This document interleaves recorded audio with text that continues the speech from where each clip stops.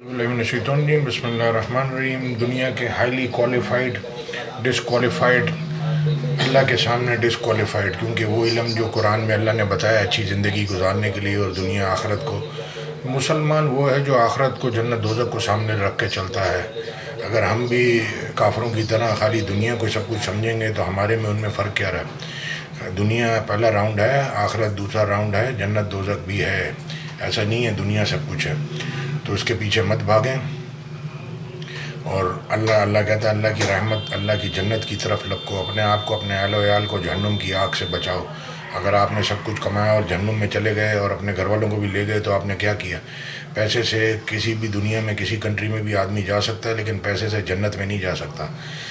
कुरान की आयत समझते हैं, सूरह गाफर की 56 नंबर की आयत। जो लोग बग़ैर किसी दलील के जो इनके पास आई हो अल्लाह की आयतों में झगड़ते हैं, इनके दिलों में और कुछ नहीं इरादा अज़मत है, वो इसको पहुँचने वाले नहीं। तो अल्लाह की पनाह मांगो, बेशक वो सुनने वाला और देखने वाला है। तो हमारी इंग्लिश और अरबी मादरी ज़बान नहीं है, इसलिए उर्दू में पढ़ दी है, तो उस पर ज़रा गौर फिक्र करें। दुनिया आखिरत देख के चलें। पाकिस्तान गैस नहीं है, बिजली नहीं है, पानी नहीं है, गटर उबल रहे हैं, तो बहुत यानी कि हम बहुत नीचे की तरफ जा रहे हैं। चीज़ें अपग्रेड हो गई, लैपटॉप, कंप्यूटर, मोबाइल, गाड़ियाँ आ गई, लेकिन इंसान नीचे की तरफ। 15-20 साल के लड़के मोबाइल पर्स के लिए बंदे ही मार देते हैं। मुसलमानों के बच्चे, काफरों के नहीं हैं। तो अपनी नस्लों को बचाएं, अपने बाप दादा की फ़िक्र करें जो कब्र में हैं, आपके अमालों का हिस्सा उनको भी मिल रहा है, और आने वाली नस्लों की फ़िक्र करें।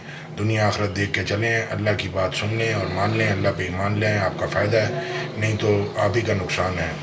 जज़ाकल्लाह खैर। अस्सलाम वालेकुम रहमतुल्लाह। मेरे अमलों का जवाब मुझे देना पड़ेगा, आपके अमलों का आपको देना पड़ेगा। अस्सलाम वालेकुम रहमतुल्लाह।